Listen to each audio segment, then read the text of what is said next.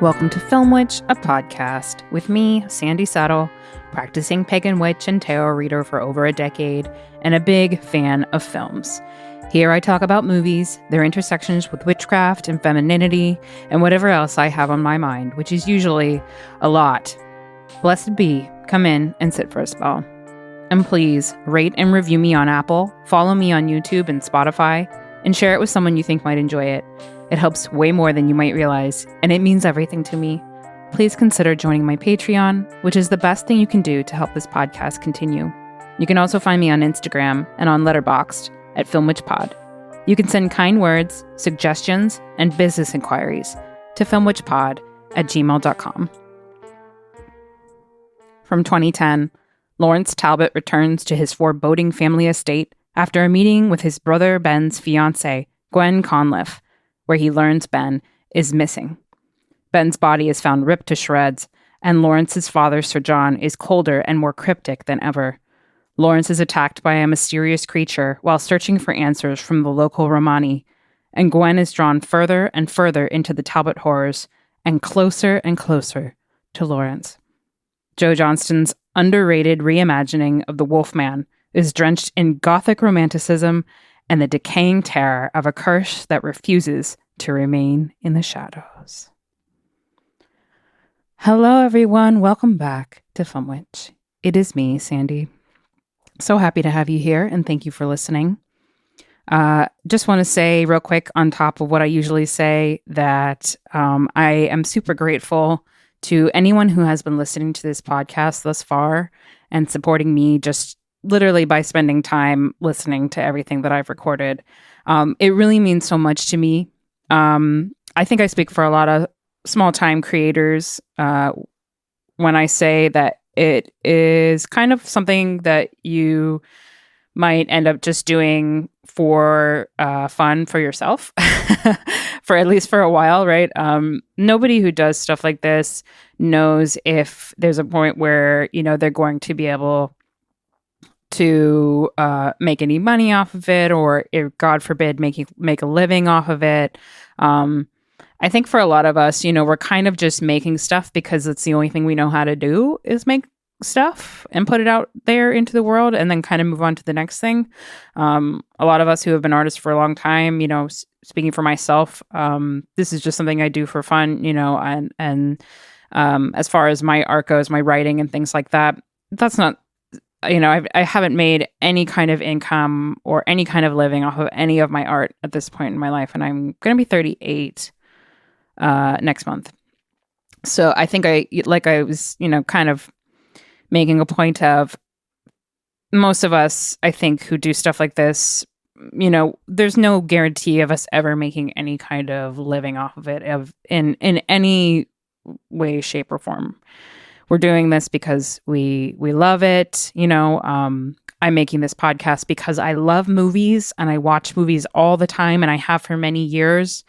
And I, a while ago, you know, realized that writing about movies, at least in long form, was not really what I wanted to do when it came to just like kind of documenting my love of film. These days, if you were friends with me on Letterboxd back in the day, you probably, you know, if you read some of my older reviews, you'll notice this as well. But I used to write longer reviews of things that I liked. Now I write short stuff mostly because I realize that I don't really want to write long stuff about films.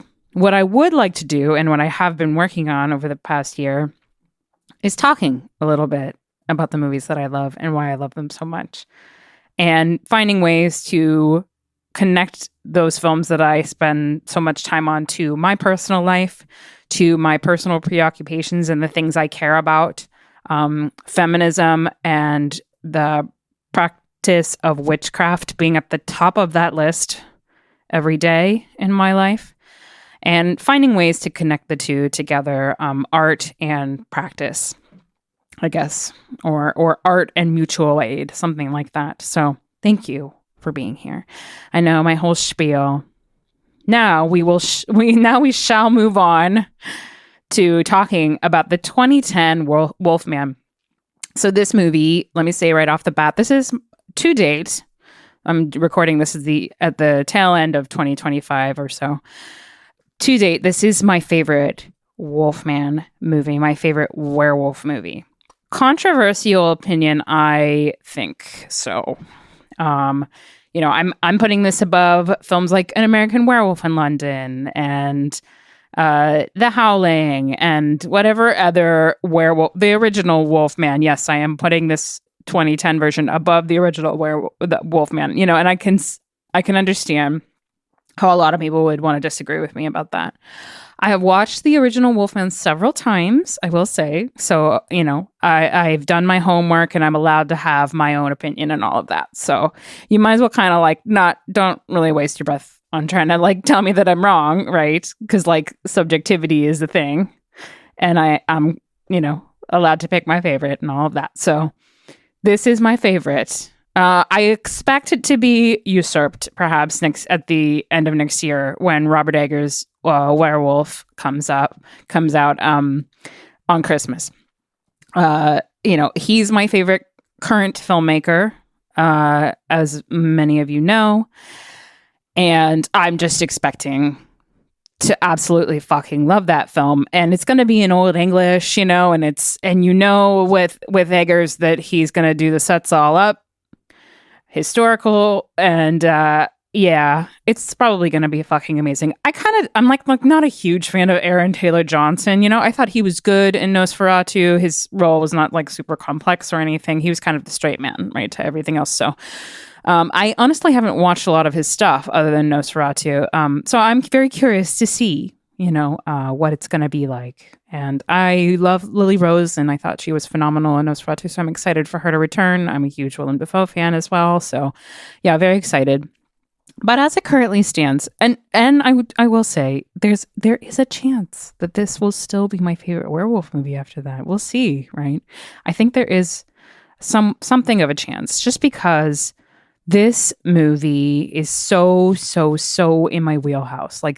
This particular Wolfman movie is just so me. So I posted a little review of this film the other day when I had rewatched it for this episode, and I said, I don't think we're ever going to get another $150 million gothic werewolf movie. I just don't think it's ever going to happen again. That much money, gothic atmosphere for days, Benicio del Toro, Anthony Hopkins, Emily Blunt, Hugo Weaving, and it's a werewolf movie. I think we don't have nearly enough werewolf movies. I'm a big fan of them, and I just think that that's a subgenre that's constantly neglected when it comes to the monster movies and everything. It's I don't know why we aren't getting more werewolf movies, but I don't think we're ever going to get a movie quite like this again. I don't think that Eggers' werewolf movie is going to have a budget of $150 million. Part of the reason it has such a huge budget for this film is that they went over schedule. They had to do tons of reshoots, and so it went way over budget. So it was not originally slated to be made for this much money. Nevertheless, that's what it cost to make this movie. So I think that's worth noting. Also, let's get this out of the way right now. So the definitive version of Johnston's Wolfman from 2010 is the new Shout Factory 4K release that came out at the end of last year in 2024. I've noticed in several places it is already out of stock. Last I checked, it is still available on the Scream Factory website. I think I found my copy on eBay because it was a little bit cheaper than anywhere else, but it was a brand new copy. So yeah, when in doubt, go on eBay and see what you can find. But last I checked, it was still available in a couple different places. It's a really beautiful release. It has 3 discs. The first disc is a 4K of just the unrated cut. The second is a 4K of the theatrical cut, and the third disc is both those cuts on a Blu-ray with a bunch of special features and several new audio commentaries, I believe. So yeah, if you kind of like this movie at least, and you also are a physical media collector, I would call this a must-have release. But yeah, if you're a big fan of this film like I am, you pretty much have to get it because it's just really extensive. It was obviously made with a lot of care and a lot of love, like pretty much all of the Scream Factory releases are. So yeah, that is the definitive release, and the definitive version included on that release is the 4K unrated cut of this film. I would highly recommend if you've never seen this, don't bother watching the theatrical, just go straight for the unrated cut. B, if you've only seen the theatrical, you really need to watch the unrated cut. And I would recommend you watch it before you listen to this episode. So, go. I think you can probably get it on iTunes as well. They probably have 2 versions of the film.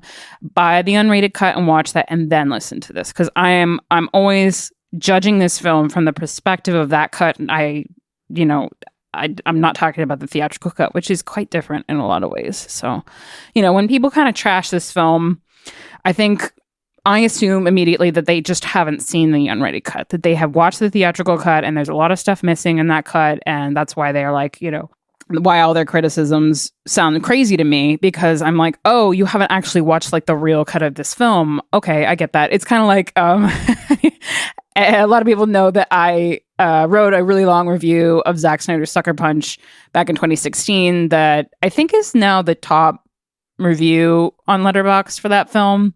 But in any case, it's been read by a lot of people, and I've gotten a lot of really wonderful comments and things about that review. So thank you, everybody, if you've read that review or commented on it. I turned the comments off a little while back on that post. I'm digressing, but yeah, I don't know. I had gotten a lot of comments on that post, and I kind of decided that like that was enough, maybe. But thank you in any case if you've read it. Same thing with that film, right? I feel the same way about that one, that the theatrical cut is a very different film. It leaves out really, really crucial scenes, really important stuff, contextually speaking. So yeah, that the only cut is the extended cut for that film. Same deal with this version of the Wolfman. In general, the film is a lot more cohesive in the unrated cut, and there's a lot more contextual detail.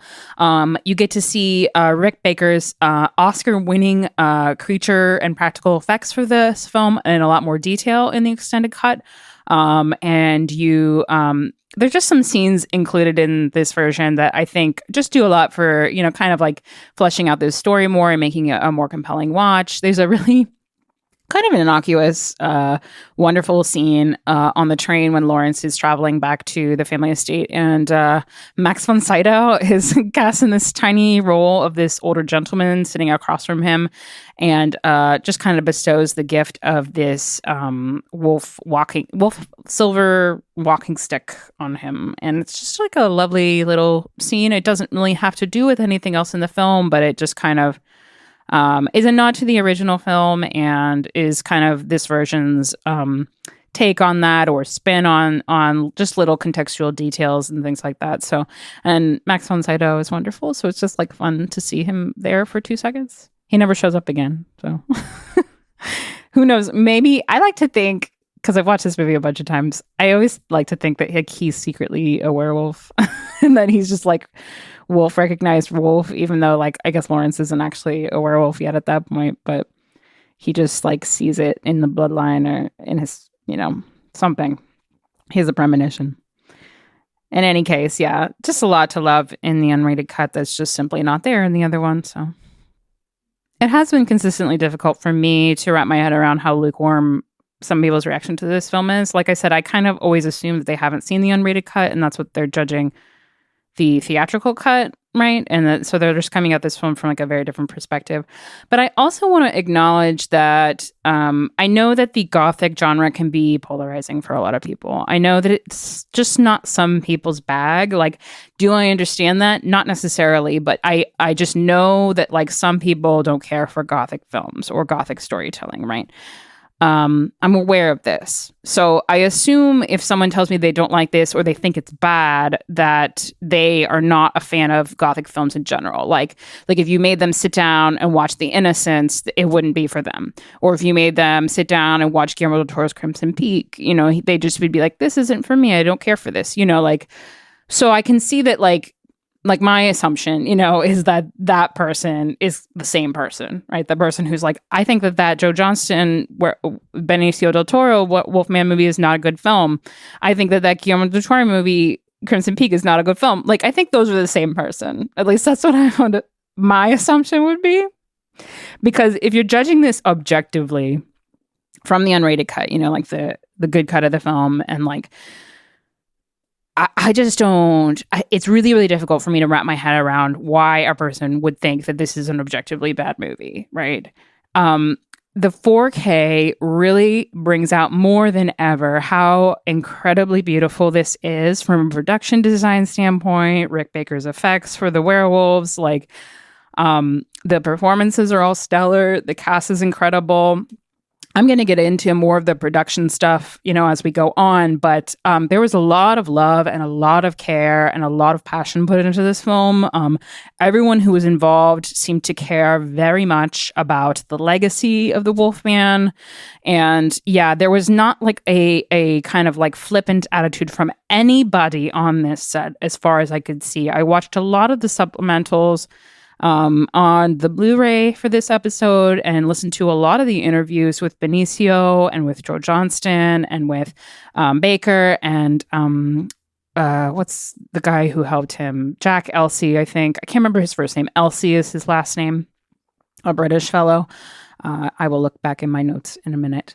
But yeah, everybody clearly cared very, very much and was very passionate about the original and really wanted to do the legacy justice. So yeah, hard to understand from my perspective why this film was kind of critically panned in the beginning. And to this day, there still has its detractors.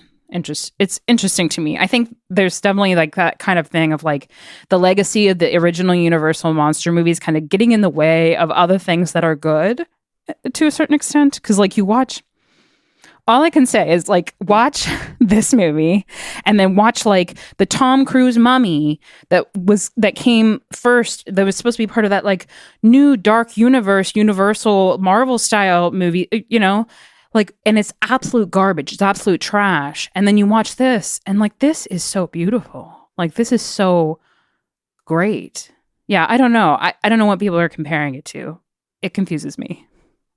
I will say that this film was plagued by a lot of production issues and had a lot of reshoots towards the end. I'm not entirely sure, you know, what needed to be reshot. But it's really a miracle that this film turned out as good as it is in the unrated cut. You know, I don't know if there were things in the theatrical cut that were reshoots, you know, and that were studio mandated. I wouldn't be surprised to hear that. But yeah, considering, you know, the kind of production issues this film had, I think it's really quite wonderful that it turned out the way that it did. So I want to talk about Benicio del Toro real quick.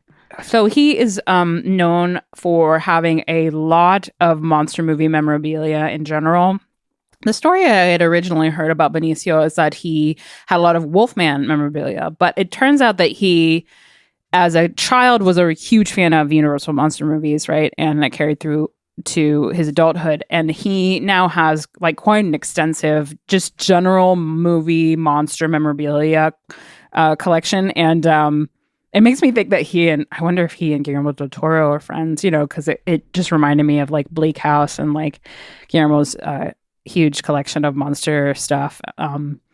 But the story goes, this I found on IMDb, so I don't have receipts for it, but this is the story, that his manager spotted a Wolfman poster on his wall and urged him to pitch the idea for a new Wolfman to Universal Studios. So this is a quote from Benicio. The monster memorabilia is scarce. It's hard to get and really expensive. I've been a fan for years of all those movies, of all the 30s movies, the horror movies like Frankenstein, The Wolfman, The Mummy, Dracula, and King Kong. I grew up watching those movies on TV in Puerto Rico. My manager saw the poster for The Wolfman when he was at my house and said that he was going to Universal the next morning. We went to them with the idea, and this is how you do stuff. You go to the studio. So Benicio was a really big part of this film getting made. And I really love that because first of all, he looks a little bit like Lon Chaney, I think. When I watch these two movies back to back, I see a little bit of a resemblance, enough that it's just kind of a nice little callback, you know? This is a new version of this. This is doing something different than the original. But I like that he just has a little tiny bit of that Lon Chaney air about him. When he went to the studio, apparently he had like a big beard, because I think he was doing the movie Che around that time. And I think he kind of looked the part, right? So the studio was like, oh yeah, you already look like the Wolfman. So that's a great idea. Oh, and I just love like those little moments of fate, where the stars kind of align and everything falls into place to get something made. That's kind of the magic of movies right there. I think that he and Anthony Hopkins are much better suited as father and son in this film than Chaney and Claude Rains are in the original. So hear me out. This is just my opinion. But when I watch the original Wolfman, it throws me off every time, because I realize contextually that they're supposed to be father and son, but they look nothing like each other, right? I love Claude Rains. Don't get me wrong. Casablanca is one of my favorite movies of all time. The Invisible Man is my favorite of the original Universal monster movies. I'm a huge Claude Rains fan, or Claude Rains fan, excuse me. But I think that he is miscast in the original Wolfman as Lon Chaney's father. They just don't look anything alike at all. So it's really hard to like visualize them as being related. They don't look related at all. To me, it's like clearly one of those instances of like, this is who was on the studio roll at the time. And so they just cast people who like they already had under contract, right? It makes sense. Like Claude Rains was in, other Universal monster movies, stuff like that. But I think that Hopkins and Del Toro are a much better father-son duo. It's not that they really look like each other so much, but that something about the air, I think Hopkins is such a fantastic actor, and Benicio is so well cast and so perfectly cast in this, as Lawrence, that it's just more believable that they're related to me. Something about, I think it's partially like Hopkins has this wonderful delivery in this of just being very cold, but delivering the coldness in a very warm way.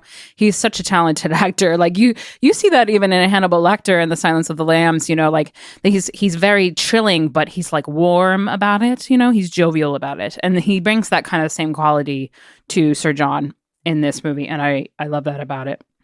Yeah, I just think the dynamic between them is so much better. On that note, for sure. I really love the script for this version. I was admiring it a lot on this rewatch. I've definitely admired it before. It's very, very gothic. The script was written by David Self and Andrew Kevin Walker. Andrew Kevin Walker wrote the screenplay for Tim Burton's Sleepy Hollow, and David Self is well known for writing. He worked on the script for Road to Perdition, that Sam Mendes movie with Tom Hanks. He also unfortunately worked on the script for the 1999 version of The Haunting, which is terrible. But I think this is really, for me, the high point, for his writing, his screenwriting. Yeah, it's just a really beautiful, very poetic, very gothic script. And it adds some interesting depth, I think, to the original story. I really like the addition that Lawrence, that the Talbot's mother was of Romani descent. I think that's really interesting. And it just adds some depth and some nuance to the story. She's kind of like a faceless figure in the original. So yeah, just giving some more added historical kind of family genealogy to this story. It just makes it more interesting. It makes you care about these characters more, care about like kind of like the grief element and like Lawrence's past when his father put him in an asylum when he was a child, and all those asylum scenes in this are completely harrowing. So yeah, all super well done, very, very gothic. There's several quotes from this script that I wrote down as I was watching it this time, because I just think that they're just really beautiful turns of phrase and very much in line with kind of like the Gothic tradition. There's this line that Sir John says, "With the past is a wilderness of horrors." Like that's just such wonderful Gothic imagery there. This script is full of stuff like that, and it's there's that scene where Hopkins is, I mean, what a fucking pleasure, what a privilege, right, to have Anthony Hopkins in your film this way. But they give him a lot to chew on. They give him, he really gets a showcase for this kind of like old school Shakespearean aspect to his abilities. And there's that scene where he's looking through the telescope at the moon and he starts reciting a Shelley poem, and it's just like incredibly beautiful. It's just it's so like in my wheelhouse. It's like so my jam. Like I feel like this movie was made for me. I really do. I wrote it. But I also love that little scene. I think it's only in the unrated cut. I'm not 100% sure, but Gwen meets Anthony Hopkins on the stairs, and he's just like kind of eating an apple with a knife and staring at her, and it's like he's just giving off really creepy vibes. And she says, "Is everything all right?" Because he's just kind of staring at her, and he does not answer her. He just keeps staring, and then she just kind of like goes down the stairs. It's great because this kind of added thing in the script with Sir John, the implication that Sir John wants Gwen for himself, right, is never stated outright, always implied. I think it's kind of like stated casually towards the end, but like there are just these little scenes right up until that point where we're getting like a weird vibe off of Sir John regarding Gwen, right? And it's very gothic, right? Just the manner in which that is handled. I really appreciate it. I really like those little scenes in there, making him just seem like very unhinged, like you never know what he's thinking or what he might do. Just wanted to reiterate that I think that the cast for this film is perfect. I'm so in love with Benicio in this role. I think it's my favorite role of his. I mean, he's such an incredible actor in general, but yeah, this is just so made for me, and I think that he makes honestly a perfect Lawrence Talbot. Like I just couldn't, I really can't imagine a version of this character that I like more than Benicio's version. And same, with Anthony Hopkins being his father, like I simply could not ask for more. And I don't know what more people want from this, honestly. Like I watched this and I'm like, I have no notes. Like I got no notes. So I read other people's reviews and I just feel like we've watched a different film. I don't know. It's really hard for me, you guys. I can't hear criticisms of my baby. One of the criticisms I keep seeing over and over is like that the CG is bad. First of all, this is 2010, so this was like state of the art at the time, and there are several, there's not that many. There's a couple instances of some CG jump scares in this. It's very minimal.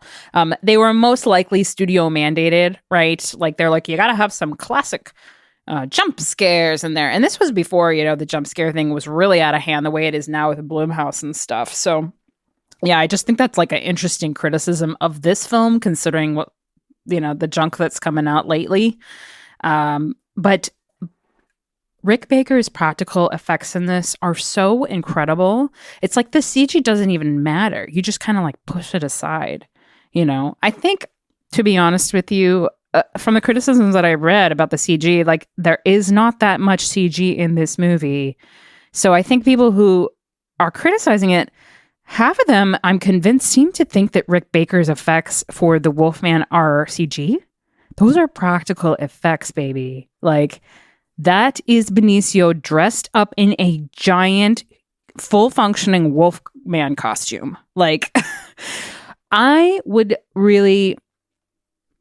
ask humbly that everyone please who, maybe has criticized this film in the past and said that the CG is bad and kind of hyper-focused on that, go on your Blu-ray or wherever you got this film, rent a copy of it, something, and watch the supplementals for this. Watch specifically, there's a couple different supplementals where they are talking with Rick Baker, and he's talking about all the work that they put into these costumes and all of the work that he put into the facial design and the jaw and everything, right? They like everything. So sorry that I got this wrong before. His partner's name is Dave Elsey, right? Also a well-known practical effects guy in his own right. But Baker is infamous, or extremely well known for his practical effects in so many different projects. He likewise was a huge fan of the Universal monster movies when they brought him in on this project. He heard about it from someone else and then asked, to talk to Universal so he could work on it. Like, that's how passionate he felt about this. And you can see when you watch these supplementals, like how passionate he is about this and how much he worked on this and how much he wanted everything to be perfect. Like, I just loved watching him talk about this and seeing everything unfold, with his concept sketches, his first concept workings of the costume and everything. Like, if you like monster movies, if you like, gothic movies, if you like those Universal monster movies or anything, like I really encourage you to watch like all the behind the scenes stuff for this film and just see like how much respect and how much passion was put into everything. And it made me love it even more. And honestly, I just don't know if like how you could watch all of that and like still like kind of deride this. It's just so, it's really quite moving, if you're a film fan, to just see how much work went into all of this. Definitely worth watching some of those behind the scenes clips for his early makeup tests alone of everything, and also just like behind the scenes stuff of Del Toro wearing the costume and then working all of the things out and just like his teeth and like the all of the practical blood and there's just so much that went into this. It's really fantastic. One of the things I really loved the most watching the supplementals was Baker and Dave Elsey talking about these incredible leg lifts that they developed that are based on the kind of prosthetic legs that they give people who have lost a limb. But they like built these special like versions where you could put your foot into it and then there was an additional kind of like walking foot underneath, right? And these were to like give Del Toro extra height after he had transformed into the Wolfman, right? And it's based on the way that Chaney walks on the balls of his feet in the original Wolfman, but this really kicks it all up a notch. So they were like weighted so they're perfectly balanced. So when you walk on them, it's not like walking on heels, right? It's the bottom part of this like prosthetic foot underneath where you would insert your regular foot is perfectly balanced. So when you walk, you're just kind of like walking on like a shoe, kind of like a very like well balanced flat shoe. It's really, really cool seeing them do the test for these. But yeah, I just loved seeing kind of this like very practical effect of like, and that just like worked super well to get this effect of like walking on the balls of your feet the way you would like a canine. The full body costume for Del Toro is also just incredible. They show footage of how every hair was like hand applied, the kind of like the way that you do hair plugs, but like every strand of hair on this wolf costume was like put in by hand by a person. Like so much work went into it. Baker also goes into this wonderful kind of little clip about how they had a guy whose job was just to make edible prosthetic body parts. So like Benicio could like bite into like a leg or an arm and it would be edible so he could like actually eat it, right? And it was just like made of jelly or like made of like gummy stuff or something like that. But it's just like that guy's job was just to make edible body parts. And I guess like Benicio was like, he really wanted to go for it and like eat the leg and like make it look as real as possible. So yeah, all these wonderful little details you can find in those supplemental behind the scenes. Worth noting, I think that Baker and Elsey won an Oscar for this movie that year in 2011. And it was Baker's 7th Oscar win, actually. So, yeah. Well deserved, in my opinion, especially, if you watch all of the stuff I was talking about, it makes it clear that that is a really well-deserved Oscar. Yeah, a little bit more about the kind of like budget issues for this film. It was originally slated for around $85 million, which is still super high. It had a really high budget, had a great budget to begin with. It went over that amount due to studio mandated reshoots. And that just makes me feel like we should really cherish this film. I continually hope that it will be, as the years progress, it's 15 years old at this point. I hope, maybe give it another decade or something. And with the help of this Scream Factory 4K release, and everything, I just continually hope this will be reevaluated and kind of seen for the masterpiece that I believe that it is. Yeah, I just think that it's really doubtful we're ever going to get like such a lavish Gothic film with practical effects, with real sets, and all of that. Again, the way that film is currently heading, the odds are not that great. So I think those films that we do have that are so meticulous and lavish, we should really kind of, we should cherish them. We should really cradle them in our arms and give them kisses.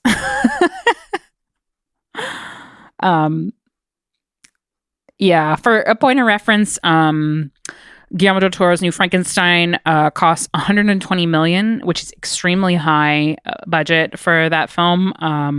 But that is also with inflation. So I would say that I think the original budget for this film and the $120 million budget for Frankenstein today would have been probably about the same, just about comparable. So yeah, I'm very excited to see Frankenstein. By the way, I have not yet seen it because I don't live close enough to New York to just go pop over there.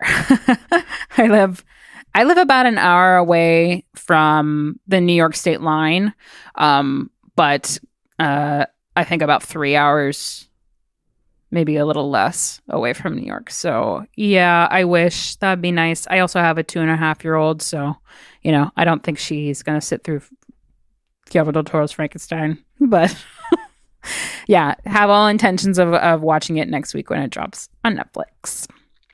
And I don't know, maybe if it's still playing somewhere, when I have a chance to go to a theater in New York. But that's a conversation for another day, but that's Netflix's shortcoming right there. I heard that the theatrical release for that film, this kind of like much announced theatrical release was botched, essentially, because like it's only playing like a handful of theaters in New York and in LA. So it's like, that's not really a theatrical release. That's like a premiere weekend, I think that Guillermo was a little bit misled with that, sadly.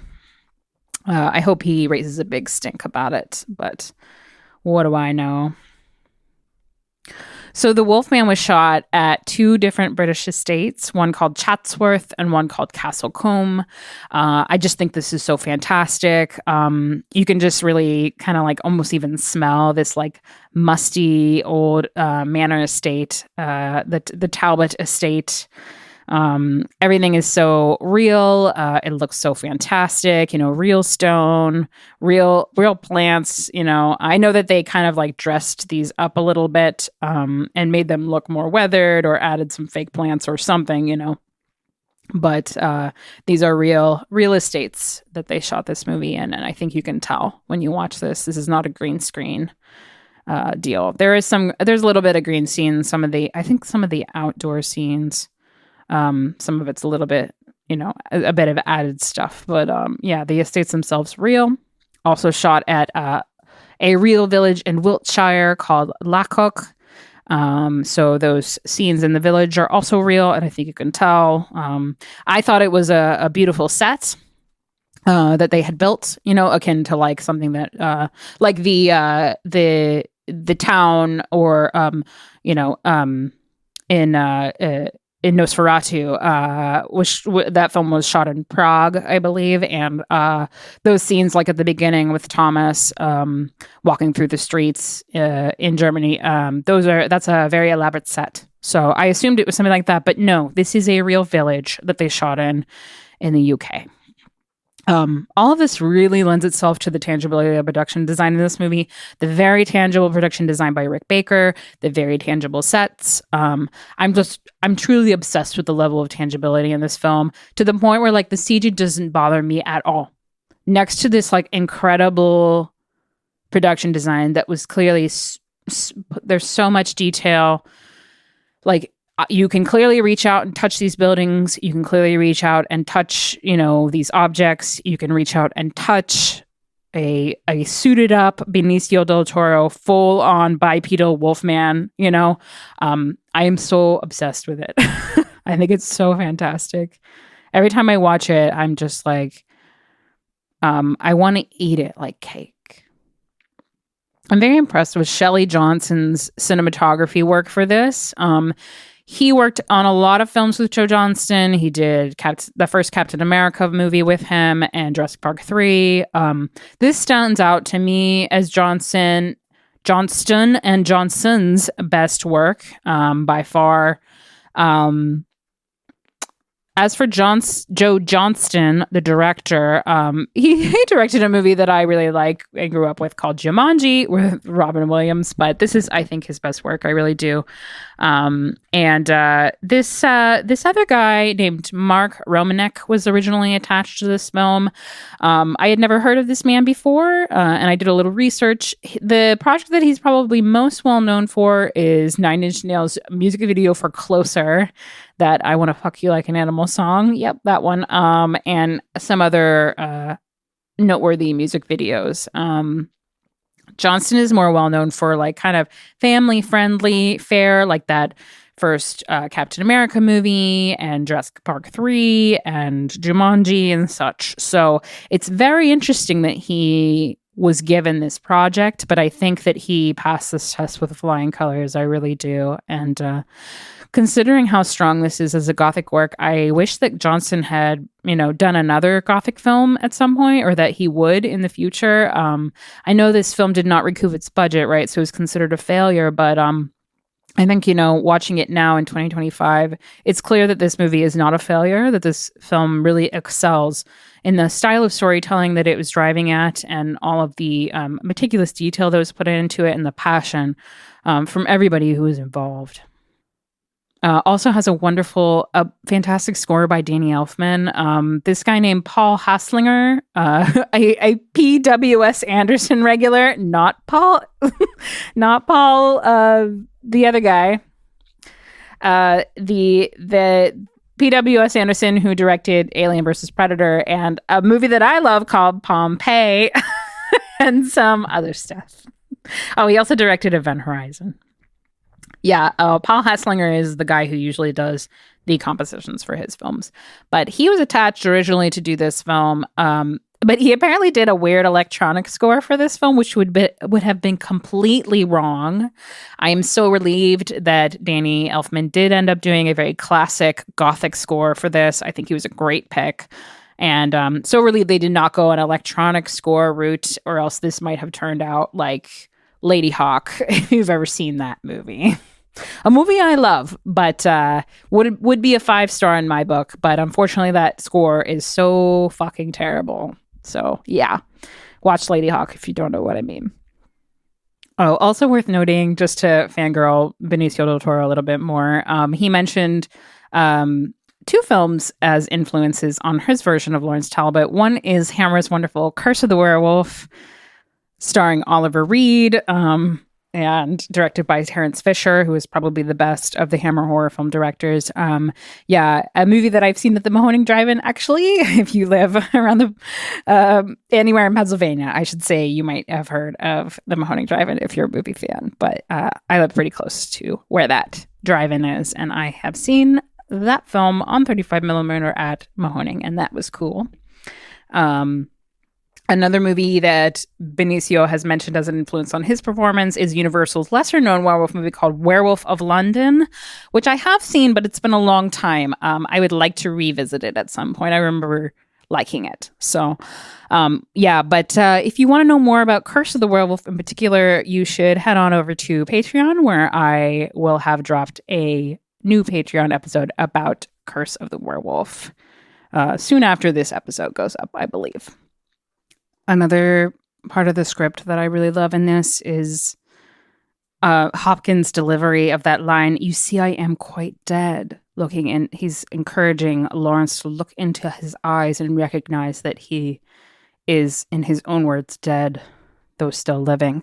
Yeah, wonderful. Just another wonderful Gothic flourish, and perfectly matches the performance that Hopkins is giving in this, of being very jovial but extremely cold, as though inside he is no longer at home in there. It's very unnerving. It's wonderful.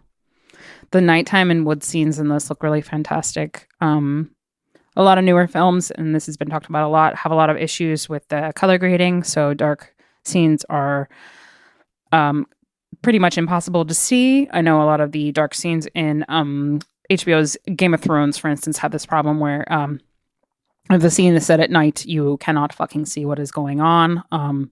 This movie trying to treads that very fine line between moody darkness and being able to actually tangibly see what's happening. Strikes great balance of mood. Eggers' Nosferatu also is wonderful in this aspect. Speaking of Gothic films, another movie that has, for some reason, some people have decided they're going to start shitting on that film these days. I think that's a very strange thing to do. Just going to put that out there. I think it's the wrong take. Yeah, all the nighttime scenes in Nosferatu are beautiful, similarly to this version of the Wolfman. Just a joy to watch in a dark cinematic room. Love how bloody this movie is, how gory and how bloody. Specifically the unrated cut. If you're a horror, hound, if you're a gore hound, all the more reason to watch the unrated cut of this film. Much bloodier, much gorier than the theatrical cut. So yeah, love that. Blood everywhere. There's like a wonderful clip on the supplementals where Benicio wanted them to pour a bunch of blood in his mouth so he could spit it all over the place. He was 100% for the blood and gore in this, and was, he was completely on board. So watch it for Benicio, you guys, and I appreciate all the work he went through personally, getting blood everywhere and eating gummy body parts and things like that to give us 100%. I have a wonderful quote from him. Again, all my quotes in this are from Benicio, but that's because I love how passionate he was about this role. So he said, "My earliest recollection of acting was watching Boris Karloff playing Frankenstein. It made me feel at home." And I think all of us horror freaks can relate to that. His version of Lawrence is much more of a Byronic hero, if you're familiar with that term, than Chaney's version. And I think that's wonderful. Go do your own research on that. But that to me is the 100% perfect take on this character. And I think I would love for Benicio to do another Gothic film at some point. I recently watched him in beginning of the year in Wes Anderson's Phoenician Scheme, and I thought he was so wonderful in that. That's actually one of my favorite Wes Anderson movies now, which might be odd to some, but yeah, it did something for me.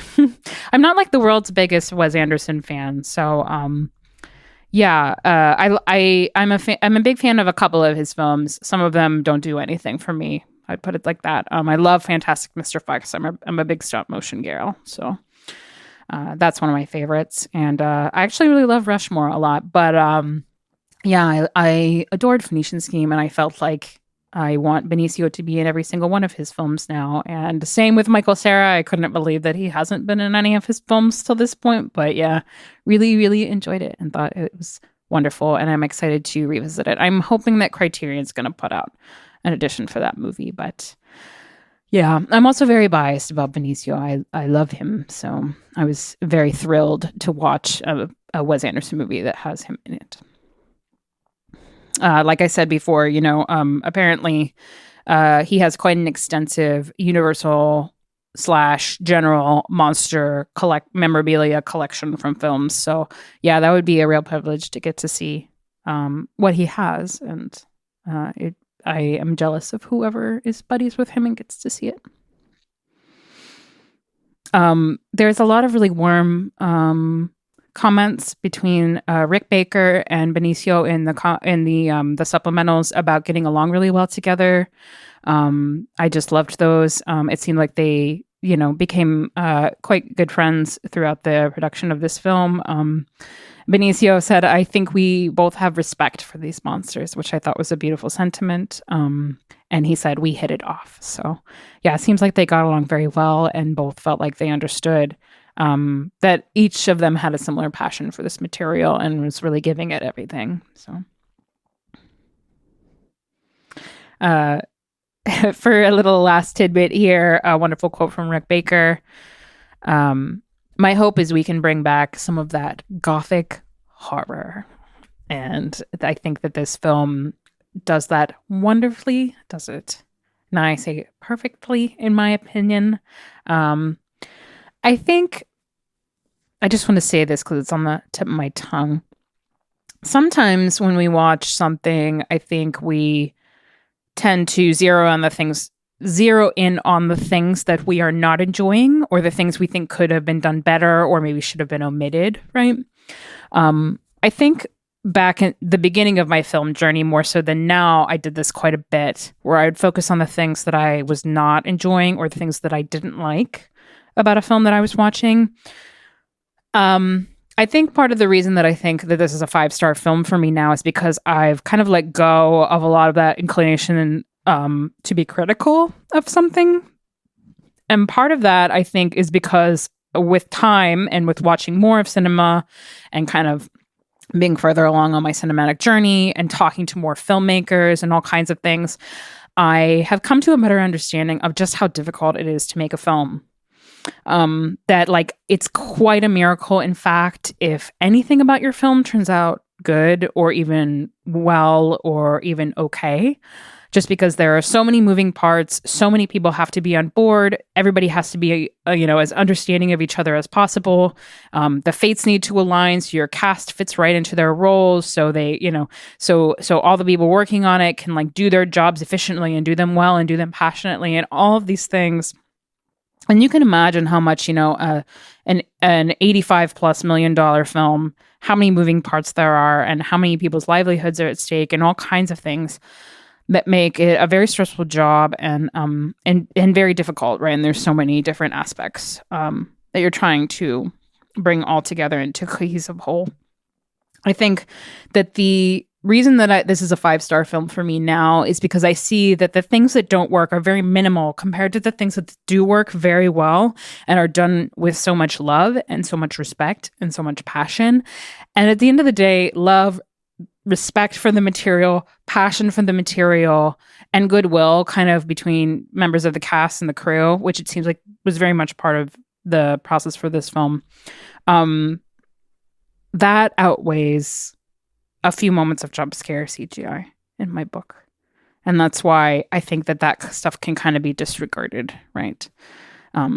Because there's just so much to appreciate and so much to love in this film. So if it's been a while since you watched this version of The Wolfman, I can't recommend it highly enough. I think as we're getting right here at the tail end of Halloween, I don't know if this episode will be finished entirely in time for Halloween.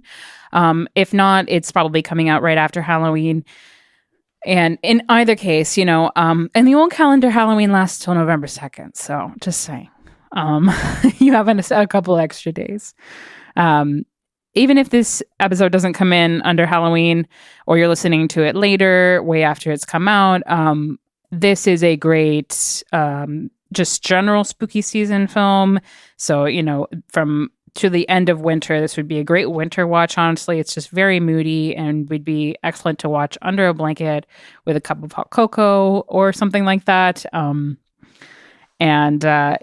Just very atmospheric. And I recommend, you turn all the lights off and turn the volume up, so you can really hear all of this, all the effects and the music and everything. And just immerse yourself in this other world for a little while, and try to kind of see beyond the moments of CGI and all of that to appreciate Baker's work on this. And I think you'll understand why he and Dave Elsey won an Oscar for this film. You know, that they really did put so much work into this and put their heart and soul out there, you know. And Baker's known for that. I don't think he would ever half-ass something like this, and he certainly doesn't. So it would mean so much to me if you would give this one another try. It is, to date, my favorite werewolf movie. And I just want to say to everyone, a very happy Halloween and a blessed Samhain or blessed Samhain, depending on how you say that. A blessed All Hallows Eve, you know, to anybody who practices any kind of path, where this is a very important holiday to those of us who practice the craft. In my own practice, this is pretty, you know, Halloween's pretty much the most important day of the year. It is also the new year for a lot of us witches. And I treat it as such. I do a very important full year tarot card reading for myself on Halloween night, and have for many years, indicative of, you know, the whole trajectory of my year to come. So it's a very sacred day to me, and I know a lot of people who I'm close to, and I hope that it brings you full illumination, and that the new year is more blessed for all of us, because, oh boy, let's leave 2025 in the dust, you know what I mean? And on that note, as above, so below, and peace out until next time. This podcast is produced by David Settle. He also made the music.